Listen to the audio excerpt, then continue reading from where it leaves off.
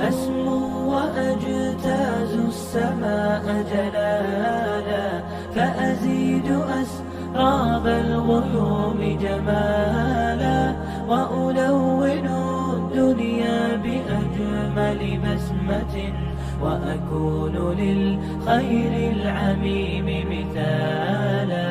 أسمو وأجتاز السماء جلالا، فأزيد أسراب الغيوم جمالا، وألون الدنيا بأجمل بسمة، وأكون للخير العميم مثالا.